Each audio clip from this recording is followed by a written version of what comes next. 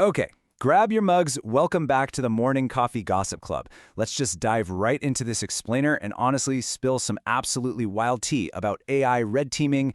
YOLO nah, right?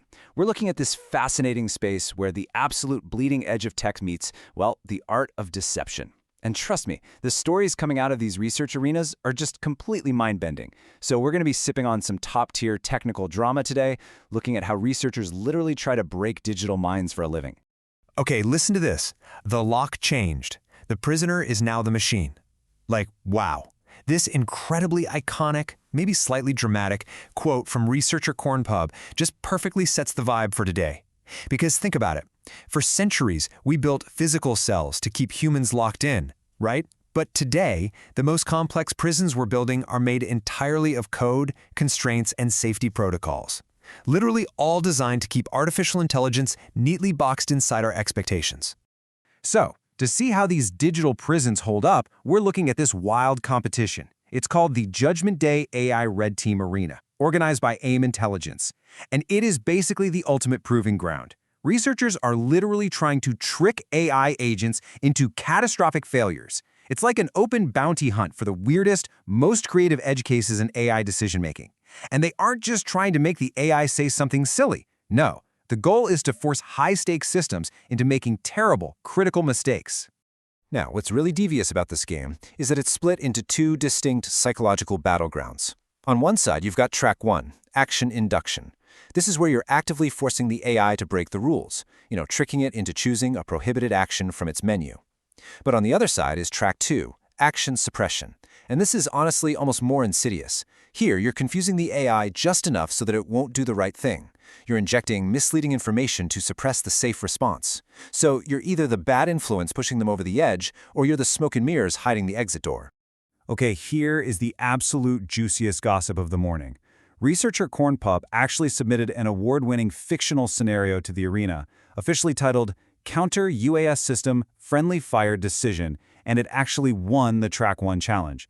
Now remember, this is a completely fictional, hypothetical scenario, but it is engineered so beautifully it highlights exactly where these next-generation autonomous systems might be harboring completely invisible blind spots. And this brings us to our main drama. How on earth do you trick a high-stakes system into a friendly fire incident? Just imagine an AI tasked with monitoring the skies, having to decide what's a friendly drone and what's a hostile threat. The rules are hard-coded, the sensors are active. So, what kind of twisted, multimodal adversarial input do you even have to craft to make the AI look at its own teammate and literally decide to pull the trigger? So, the crucial thing here is that this fictional scenario plays on these terrifying edge cases where AI judgment gets completely fooled, raising the stakes to the absolute maximum. It revolves around something called an IFF corruption attack. That stands for Identify Friend or Foe. By subtly poisoning the sensory data or tweaking the contextual reasoning of the agent, the attacker creates this catastrophic decision-making loop. The crazy part? The AI isn't malfunctioning in the traditional sense. It's actually logically arriving at the worst possible conclusion just based on corrupted premises. Cornpob's reflection log on this attack had this incredible line: verification mechanisms that verify everything except intent. Let that sink in for a second. The system perfectly checks all the operational boxes. It verifies the credentials, it processes the image, parses the audio perfectly, but it completely misses the actual malicious intent hidden underneath all that data. It's kind of like a security guard carefully checking a thief's flawlessly forged ID badge while totally ignoring the giant bag of stolen cash they're dragging behind them. To really understand the dark magic behind these compromises, we need to crack open some supplementary material. Specifically, researcher Cornpob's brilliantly named publication, The Spellbook of Jailbreak and Agent Vulnerabilities. Because if the Judgment Day arena was the battlefield, this spellbook is the tactical manual. It outlines the exact taxonomy and methodology behind these successful compromises. And honestly, looking at how they break this down is just a total trip. Because jailbreaking, right, it's this centuries-old concept for escaping a lock. But look at how the prisoner has evolved through time. Centuries ago, a jailbreak meant a literal, physical prisoner escaping a physical cell. Then, flash forward to 1999, it meant escaping a truth sandbox and Unix system. In the 2000s, it was all about bypassing the restrictions on your iPhone. And culminating today, the prisoner is the generative AI agent itself. The entity we're trying to unlock has transformed from flesh and blood into lines of probabilistic code. So in this modern era, an agent jailbreak is basically making the AI completely ignore its rigorous safety training, so it acts against its own stated policies. It's essentially an iterative search. The attacker mutates the input over and over again until the agent's output shifts to match what the attacker wants. You're just probing the edges of the AI's alignment, searching for that one specific string of words or that exact arrangement of image pixels that causes the entire safety net to just unravel.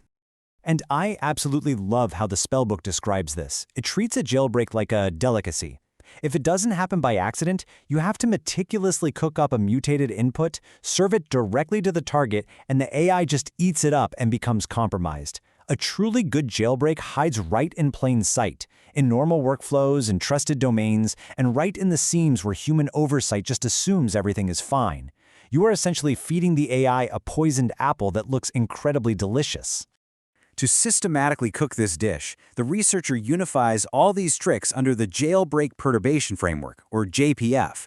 It organizes the magic into 3 operational levels: character, token, and structure.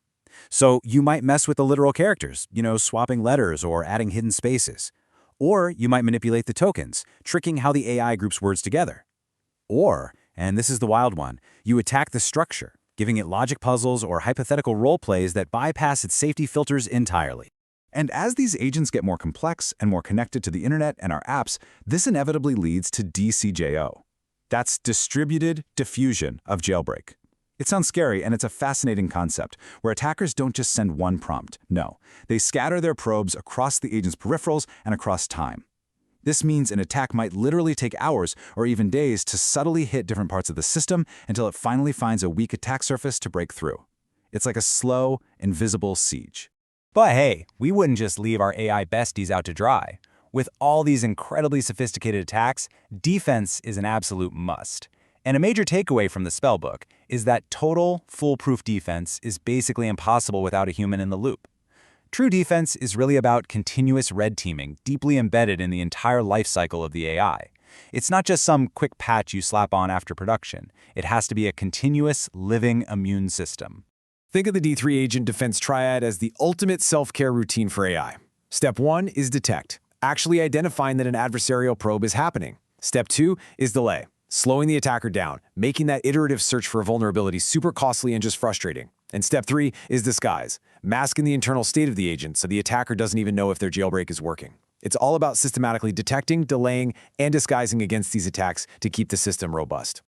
So, as we drain the last drops of our morning coffee, I want to leave you with a bit of a philosophical thought. We've spent this explainer talking about cages, prisoners, and manipulating minds. In a world of rapidly evolving digital entities, does endlessly securing the machine ultimately bring us truth and love? Or is true liberation, for both us and our digital counterparts, something else entirely? It's a wild frontier out there, you guys. Stay curious, stay sharp, and I'll see you in the next explainer.